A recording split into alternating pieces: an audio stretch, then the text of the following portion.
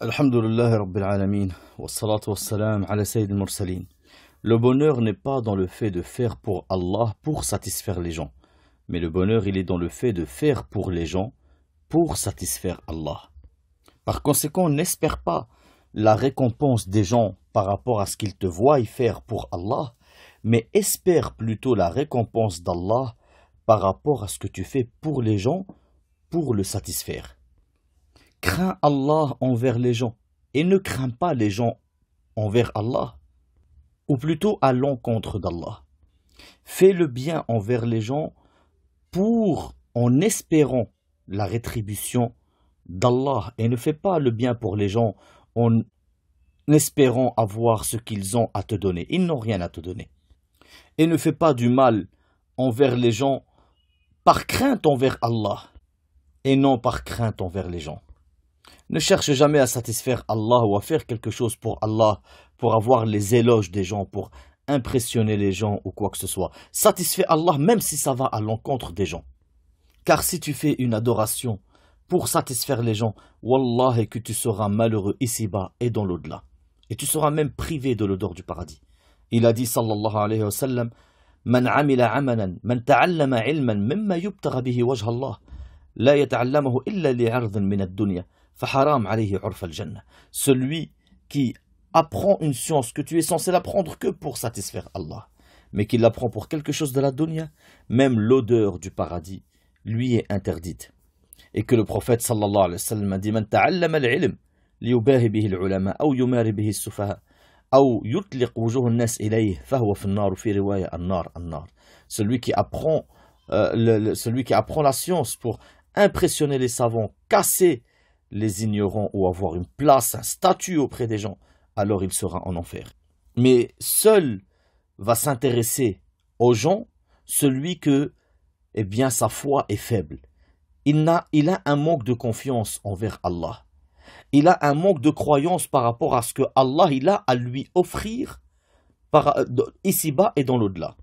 Ou alors quelqu'un qui a aimé dunya plus qu'il a aimé Allah, alors ce qu'il y a dans les mains des gens l'intéresse plus que ce que Allah a à lui offrir. Aime celui qui aime Allah et qui va te rapprocher d'Allah. Déteste celui qui déteste Allah et qui va t'éloigner d'Allah. Et même si tu dois en vouloir à quelqu'un ou te fâcher contre lui, ne lui en veux pas pour quelque chose qui ne peut t'offrir. Car tout est entre les mains d'Allah. Si quelqu'un ne peut te ramener quelque chose, ce n'est pas à cause de lui. Il ne peut l'avoir. Il n'y a que Allah qui peut te donner. N'en veux à personne par rapport à quelque chose que seul Allah peut te donner. Si tu veux le rizq, tu veux la facilité de vie, tu veux l'élévation, etc., il n'y a que Allah qui peut te la donner. Sache que personne ne peut t'élever et personne ne peut te rabaisser. Il n'y a que Allah. Sache que les seuls éloges qui vont t'élever, c'est les éloges que Allah il va avoir envers toi. Il va t'élever par rapport au fait de t'avoir donné la science, par rapport au fait de t'avoir donné la foi. C'est ça qui va t'élever. Allah élève ceux qui ont eu la science parmi vous et ceux qui ont cru parmi vous et ceux qui ont la science, ils sont élevés en degrés. Mais celui que Allah rabaisse, c'est celui-là où Allah est le perdu, l'humilié. وَمَنْ يُرِدِ اللَّهِ أَنْ يُضِلَّهُ يَجْعَلْ صَدْرَهُ ضَيِّقًا حَرَجًا كَأَنَّمَا يَصَّعَّدُ فِي السَّمَاءِ. Celui que Allah il veut l'humilier, le rabaisser, il va faire en sorte que son cœur se presse quand on lui parle de l'islam. Quand tu lui demandes une adoration, c'est comme si tu lui disais monte au ciel, ou alors c'est comme si tu le jetais qu'il tombait du ciel.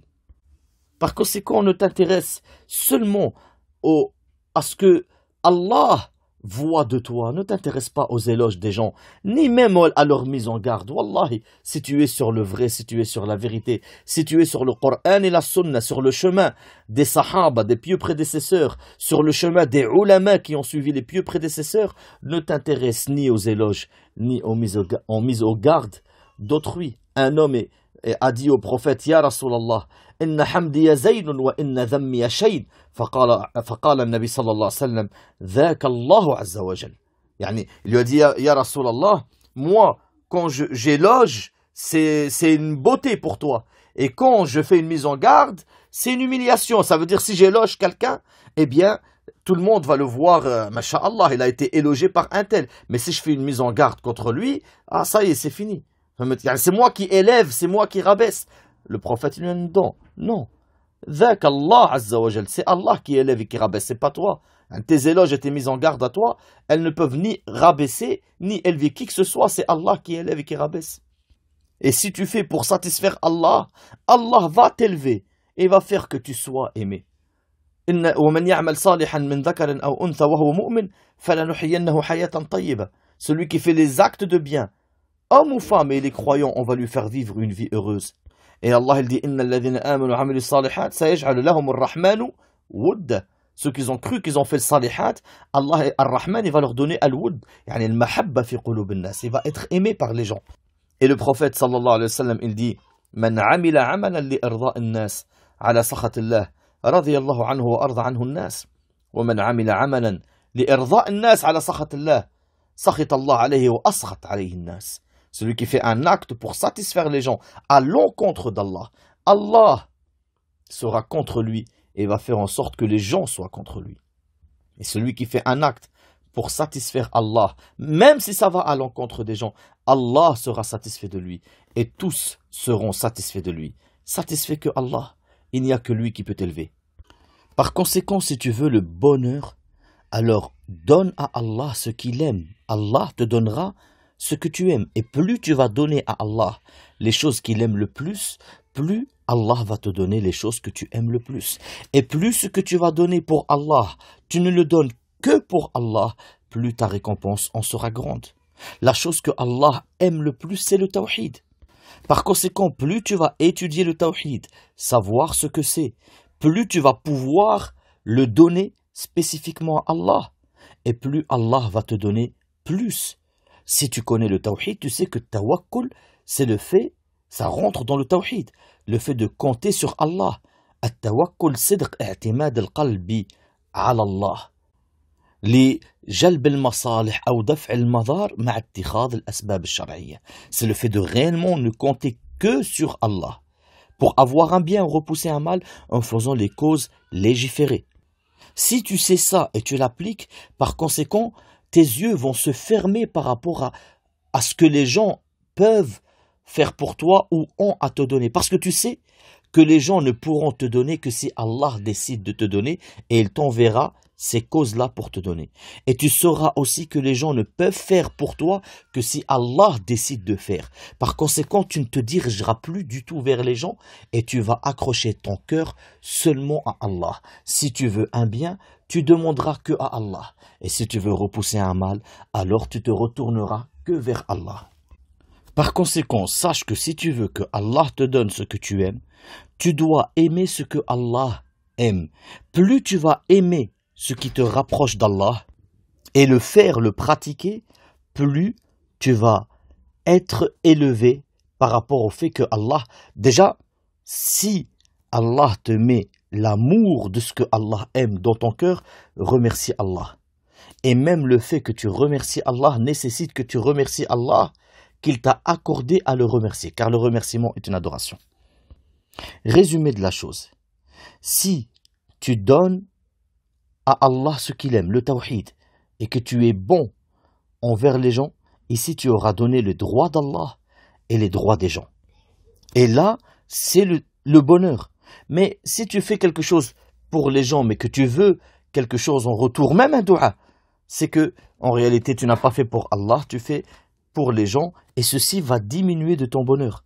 De la même manière, si tu crains les gens et que tu te tais sur les droits d'Allah, eh bien, tu auras été injuste envers toi-même et envers les gens, car tu leur as caché la vérité. Et ça aussi, ça peut enlever ton bonheur. Par conséquent, si tu veux le bonheur intense, même ici-bas, en plus de l'au-delà, eh bien, il faut absolument que tu diriges ton cœur envers Allah. Sache que si tu espères quoi que ce soit des gens, les gens ne pourront jamais te donner ce que tu veux entièrement. Le seul qui peut te donner ce que tu veux entièrement, c'est Allah. Et vu que tu espères quelque chose des gens et qu'ils ne peuvent pas te le donner, ou alors s'ils te le donnent, il ne sera pas en entier, ou il sera différent de ce que tu veux, automatiquement tu vas commencer à les détester et ta haine envers eux, elle sera par rapport à l'amoindrissement de ce que tu attendais de eux. Et cette haine va te mener soit à l'injustice envers eux, soit à l'injustice envers toi, en commençant à te croire supérieur, à être en droit de réclamer ci ou ça, et de là commencent les maladies du cœur, comme la jalousie, la haine, l'envie, etc.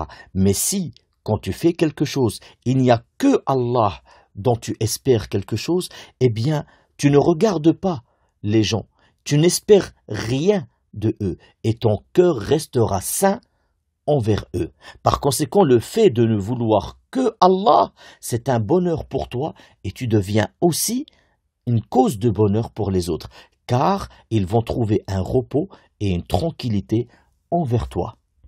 Certes, on a tous des besoins, on a tous des envies, mais sache que ces besoins et ces envies, seul Allah Azza wa Jal peut te les donner. Tout est entre ses mains, et même les gens qui sont devant toi ne sont qu'une cause que Allah t'a envoyée s'il veut te donner quelque chose. Mais le seul qui donne, c'est Allah. Par conséquent, tu dois unifier Allah dans ton cœur, dans tes actes, dans ta parole. Si tu as une demande, demande à Allah. Si tu veux l'aide, demande l'aide d'Allah. Si tu as un problème, ne va pas vers les gens pour savoir qui va te sauver. Celui qui t'a touché par cette épreuve, il est le seul qui peut te l'enlever. Si tu as compris ça et que tu te diriges seulement vers Allah, wallah, tu atteindras le bonheur extrême. Et si en plus de ce tawhid, tu l'accompagnes de l'istighfar, Allah Azza wa Jal va te donner ce que tu veux et va enlever de toi toute épreuve. فاعلم أنه لا إله إلا الله واستغفر لذنبك. Et Allah il te dit وما كان الله معذبهم وهم يستغفرون. Allah ne va pas les châtier alors qu'ils demandent le pardon. Si tu fais accompagner le tawhid par le istighfar, tu auras bi'idhnillah le bienfait de ici-bas et dans l'au-delà. Car Allah ne va te toucher par un malheur que à cause de tes péchés. وَمَا أَصَابَكُم مِّن مُّصِيبَةٍ فَبِمَا كَسَبَتْ أَيْدِيكُم. Tout ce qui vous touche de main, c'est à cause de ce que a amassé vos mains. Par conséquent, tu fais le péché, Allah te châtie à cause de ton péché.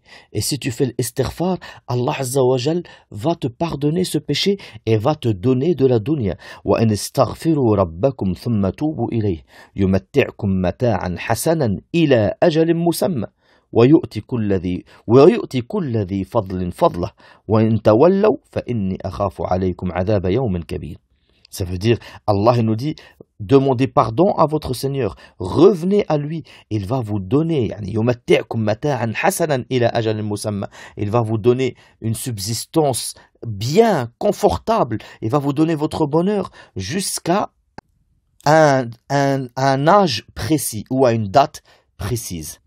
Nous nous arrêterons à cette première partie par rapport aux vraies causes du bonheur qui sont le fait de accrocher son cœur que à Allah, dans l'adoration, dans la plainte, dans le fait que si on a un problème, on revient vers lui, dans le fait qu'on ne compte que sur lui, dans le fait qu'on n'attend que son aide, dans le fait de savoir que le seul qui donne, c'est Allah.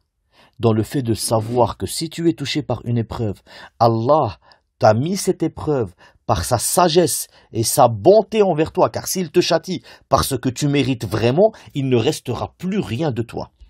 Mais Allah te pardonne énormément et te châtie par tes péchés pour qu'elle soit une expiation pour toi ici-bas, toi le musulman, pour que tu rencontres Allah le jour du jugement, que avec les hasanat et que tes péchés soient expiés sur terre. Accroche ton cœur à Allah. Sache que il n'y a que Allah qui donne. Si tu veux quelque chose, ne tape pas à toutes les portes en oubliant celle d'Allah. Mais Allah, si tu lui demandes, ta demande est considérée comme une adoration et Allah aime qu'on lui demande. Mais l'être humain, quand tu lui demandes, alors il veut s'éloigner de toi. Et l'être humain, quand tu lui demandes, il s'énerve. Contrairement à Allah, le bonheur est de savoir tout simplement que c'est Allah qui le donne. Subhanakallahumma wa bihamdik, ashhadu an la ilaha illa ant, astaghfiruka wa atubu ilayk.